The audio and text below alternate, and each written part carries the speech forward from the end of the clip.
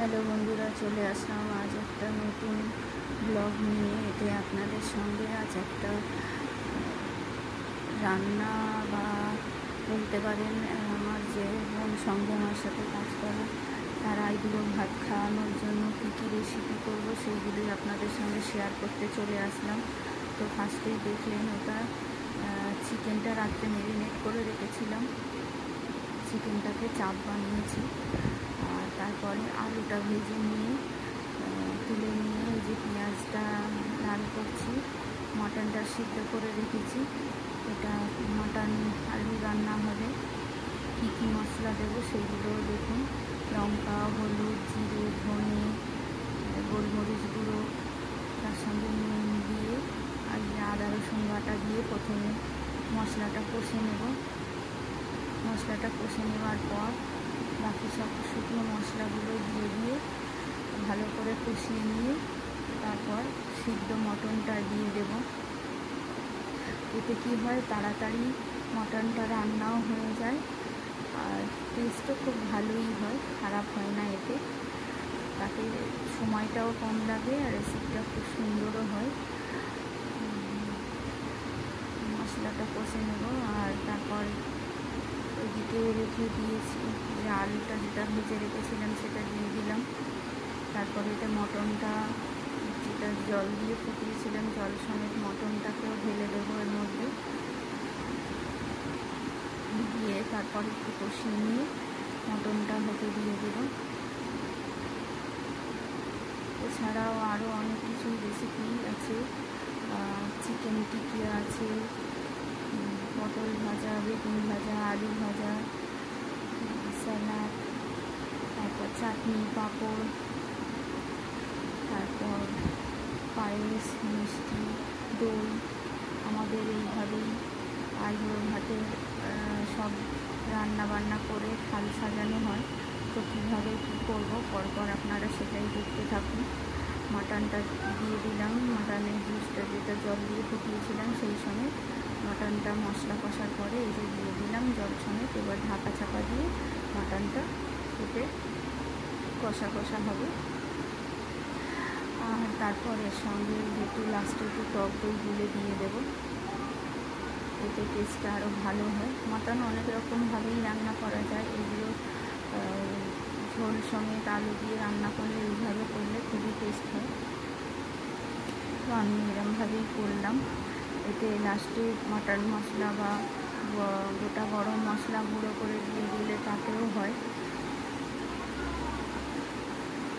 এরপর এই রেসিপিটা কমপ্লিট করে নিয়ে ওই যে মা চিকেনটা বাটতে বসেছে। এর মধ্যে দেখুন পেঁয়াজ দিয়েছে, আলু দিয়েছে, আদা রসুন বাটা দিয়ে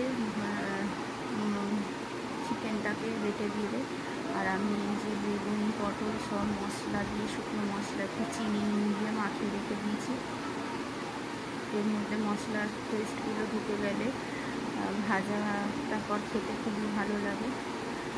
এই যে চিকেনটা বাটা হয়ে গেছে, এর মধ্যে সবই মশলা আছে, শুকনো মশলা, হলুদ গুঁড়ো, জিরে গুঁড়ো, লঙ্কার গুঁড়ো দিয়ে এটাকে টিকিয়ার মতো করে নিয়ে তেলের মধ্যে দিয়ে ভেজে নেব। আর এগুলো এদিকে রেডি করে রাখা আছে। পরপর একে একে মাটনটা দেখুন মোটামুটি কমপ্লিট হয়ে গেছে, আলুগুলো সিদ্ধ হয়ে গেছে ভালোভাবে। এইভাবে হালকা ঝোল ঝোল রেখে মাটনটাকে করে নিয়েছি।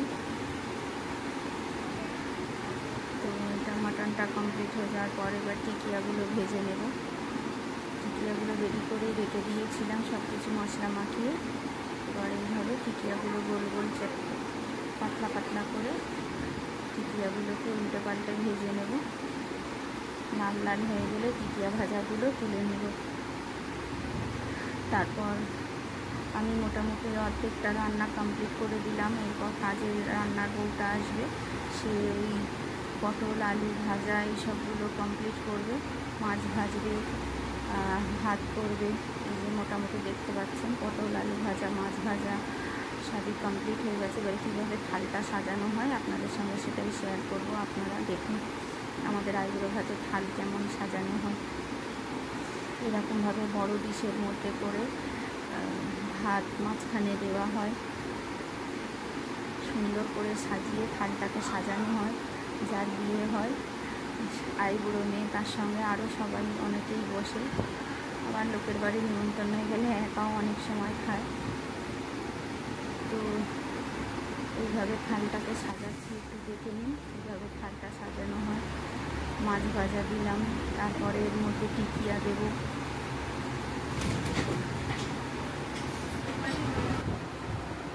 এবার দেখুন পরপর কীভাবে কী সব সাজানো হচ্ছে। থালের মধ্যে খাবার দিয়ে কীভাবে সাজানো হয় থালটা। এইভাবে সুন্দরভাবে সব খাবারগুলো প্লেটে প্লেটে করে থালের মধ্যে সাজাতে হয়। এটা আলু ভাজা দেওয়া হচ্ছে।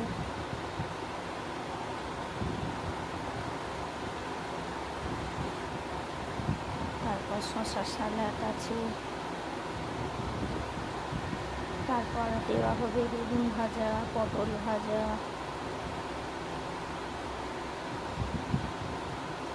যা যা কিছু রান্না করা হয়েছে সবই এইভাবে প্লেটে করে করে ডিশের মধ্যে সাজিয়ে দেওয়া হবে।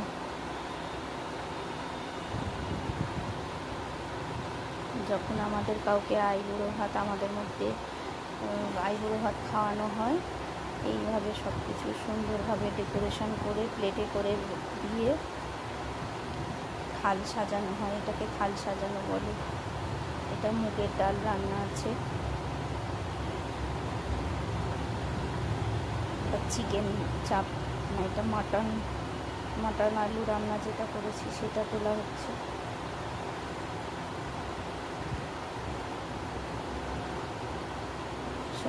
সব রকম যা কিছু রান্না হয়েছে সবই সুন্দরভাবে এরকম প্লেটের মধ্যে তুলে তুলে ডিশটাতে পুরো সাজিয়ে দেওয়া হবে।